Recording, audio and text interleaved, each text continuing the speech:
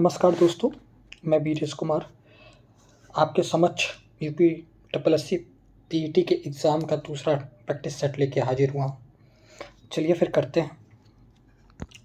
पहला क्वेश्चन है, उस स्थल का नाम बताइए जहाँ से प्राचीनतम स्थायी जीवन के प्रमाण मिले हैं। ठीक है, तो इसका आंसर क्या है? तो इसका आंसर है आपका मेहरगढ़। आंसर क्या है? मेहरगढ़। अब मैं आपको बता दूं मेहरगढ़ कहाँ है। तो मेहरगढ़ पाकिस्तान में। पहले तक क्या था कि गेहूं के मेहरगढ़ से क्या मिला है, तो और क्या मिला है, गेहूं के प्राचीनतम साक्ष्य भी मिले हैं। और मेहरगढ़ क्या है? 7000 ईसा पूर्व का है। ठीक है, लेकिन एक बात बता दें कि अगर पूछा जाए कि कृषि के प्राचीनतम साक्ष्य कहाँ मिले, तो अब क्या हो गया है, तो अब मेहरगढ़ के पास अगर लहुरा देव दिया हो तो आपके लहुरा देव, और लहुरा देव में किसके साक्ष्य मिले हैं? तो चावल के। और लहुरा देव 9000 ईसा पूर्व के आसपास है। अब बात आता है धौलावीरा कालीबंगा। तो ये हड़प्पा स्थल है। धौलावीरा में क्या है? धौलावीरा कहाँ स्थित है? तो गुजरात में है। धौलावीरा कहाँ स्थित है? गुजरात में है। तो यहाँ क्या मिला है धौलावीरा में? तो आपको पता है उन्नत जल प्रबंधन है। उन्नत जल प्रबंधन। और दूसरा विशाल जलाशय भी मिला है। विशाल जलाशय मिला है। ठीक है, और ये किस तरह है? तो आयताकार है। और एक चीज़, ये नगर जो है वो 3 भागों में विभक्त है। नगर क्या है? ये 3 भागों में विभक्त है।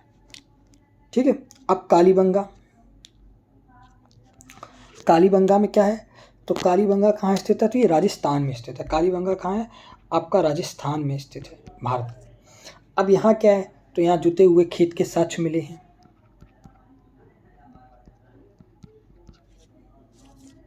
जुते हुए खेत के साक्ष्य मिले हैं।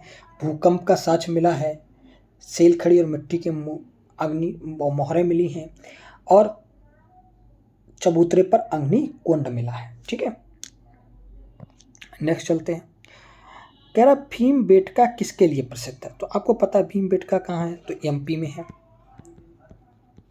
और ये किसके लिए प्रसिद्ध है? तो गुफाओं और शैल चित्र के लिए। ठीक है, नेक्स्ट। चंदूड़ों के उत्खनन में का निर्देशन किया था। अब चंदूड़े के निर्देशन का निर्देशन किसने किया था? तो JH मैके ने, सर जॉन मार्शल ने, IEM व्हीलर ने, या सर ऑलिन स्टील। तो इसका आंसर है JH मैके ने। ठीक है, अब हुआ क्या कि सर जॉन मार्शल क्या है? तो सर जॉन मार्शल जो हैं, जब लॉर्ड कर्जन ने भारतीय पुरातत्व सर्वेक्षण एक संस्था बनाई, तो सर जॉन मार्शल को पहला निदेशक बनाया गया, पहला महानिदेशक बनाया गया। ठीक है, आ गया समझ में? चलिए नेक्स्ट चलते हैं। दिल्ली सल्तनत में कौन सा सुल्तान लाख बख्श के नाम से जाना जाता है? देखिए, लाख बख्श के नाम से कौन जाना जाता है? तो कुतुबुद्दीन ऐबक। मोहम्मद गौरी आता है।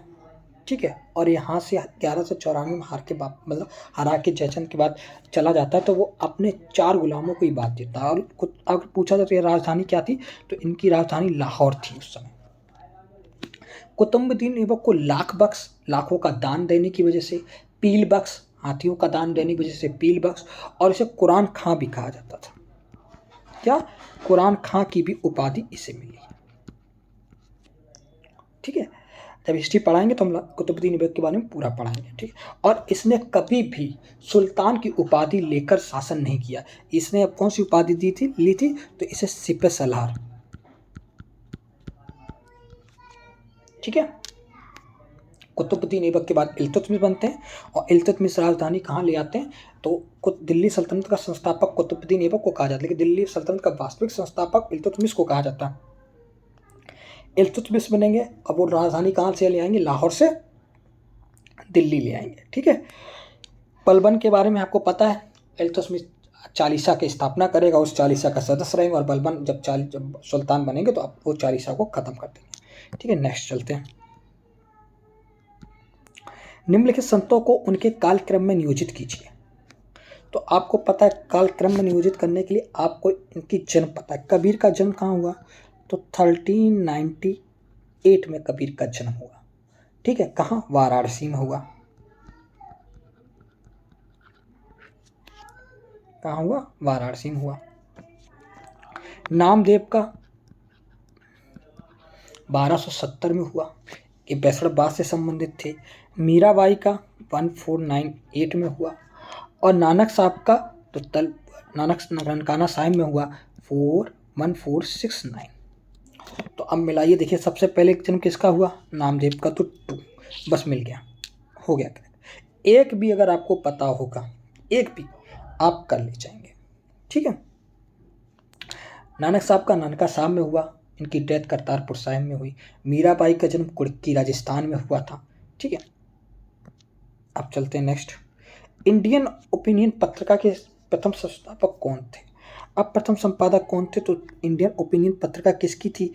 तो ये मनसुख लाल नजर। देखिए, इंडियन ओपिनियन बोल रहा है और प्रथम संपादक पूछ रहा है, तो मनसुख लाल नजर थे। ठीक है, बहुत लोग उसमें महात्मा गांधी लगाएंगे, कि महात्मा गांधी नहीं, क्योंकि पूछ रहा पहला प्रथम संपादक कौन थे, तो प्रथम संपादक मनसुख लाल नजर थे। थोड़ा ध्यान से इस क्वेश्चन पढ़ना। 1873 में सत्यशोधक समाज की स्थापना किसने की थी? तो ये ज्योतिबा फूले ने की थी। ठीक है, और सर्वेंट्स ऑफ इंडिया सोसाइटी की स्थापना कौन करते हैं? तो गोपाल कृष्ण गोखले करते हैं। ठीक है, अब आ जाओ, मिलान करना है। पहले तो हम बता दें कि कूका आंदोलन, ठीक है, ये तो कूका आंदोलन संबंधित है, कूका आंदोलन संबंधित है आपका गुरु राम सिंह से। कूका आंदोलन संबंधित है आपका गुरु राम सिंह से।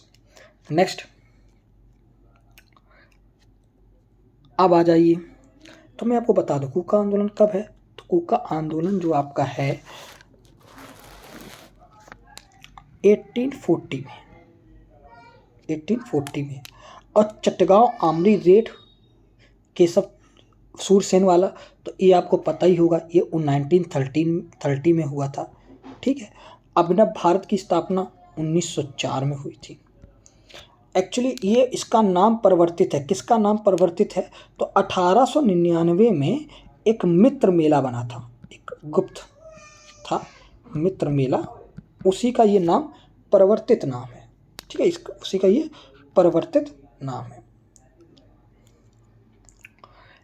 इसके बाद अनुशीलन समिति की स्थापना 1902 में हुई। ठीक है, अब देखो अभिनव भारत की स्थापना कौन होते थे? तो बी डी सावरकर, तो विक्रम दामोदर सावरकर, तो बी का 3 हो गया। ठीक है, चटगांव, अब अनुशीलन समिति की स्थापना कौन करते हैं? तो अनुशीलन समिति 1902 में होती है। कहाँ होती है? बंगाल में, ढाका में। तो ये इसकी अरविंद घोष मिला लेते हैं। ठीक है, इसमें जो भी अगर मिलाएं इसका, तो कूका आंदोलन डी का 2 किधर है? तो डी का 2 जहाँ मिल जाए वो आंसर हो गया। तो डी का 2 ये है, तो ये ए हो गया। ठीक है, नेक्स्ट, निम्नलिखित में से किसने अहमदाबाद टेक्सटाइल लेबर एसोसिएशन की स्थापना की? तो इसकी थी महात्मा गांधी ने। ठीक है, आपको याद होगा महात्मा गांधी आते हैं और अहमदाबाद मिल आंदोलन में भाग लेते हैं, क्योंकि वहाँ होता क्या कि प्लेग नामक बीमारी फैल जाती है। तो प्लेग नामक जब बीमारी फैल जाती है तो वो अहमदाबाद मिल मंसूरों में भाग लेते हैं। तो पहली बार वो एक टेक्सटाइल लेबर एसोसिएशन की स्थापना यहाँ करते हैं। ठीक है,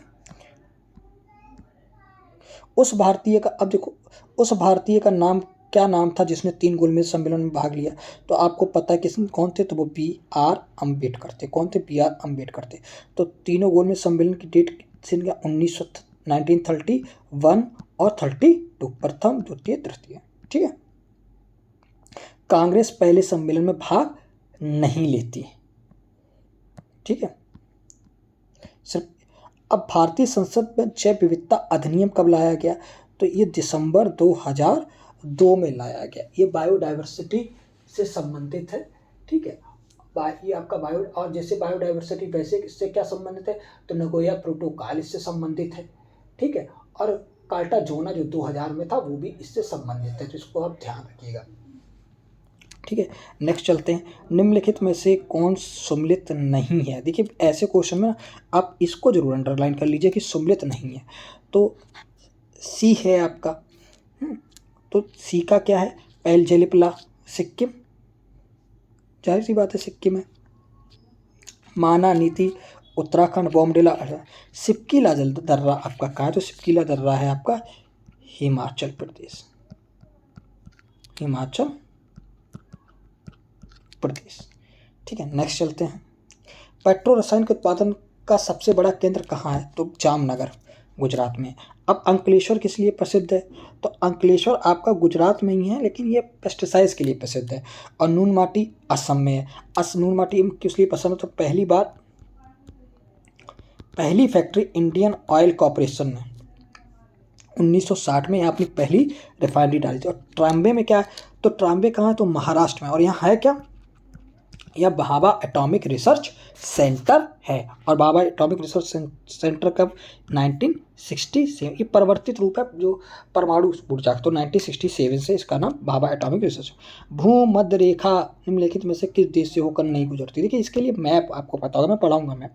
होता क्या, जैसे हमारी ये है अर्थ, और अर्थ पे 3 लाइन होती, एक तो ये है और इसे ही हम कहते, और ये होती है ट्रॉपिक ऑफ कैंसर, ये होती है ट्रॉपिक ऑफ कैप्रिकॉन। मतलब ये है आपकी कर्क रेखा, ये आपकी है भूमध्य रेखा, और ये है आपकी मकर रेखा। तो 23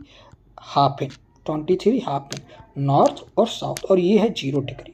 तो इस पे जितने भी देशों से ये निकलती है, ठीक है। तो किस देश से नहीं निकलती है, तो मैक्सिको, क्या कह रहा है, नहीं गुजरती है, तो वो कौन सा है, मैक्सिको है। बाकी सारे देशों से होकर निकलती है, ठीक है। और ऐसा कौन सा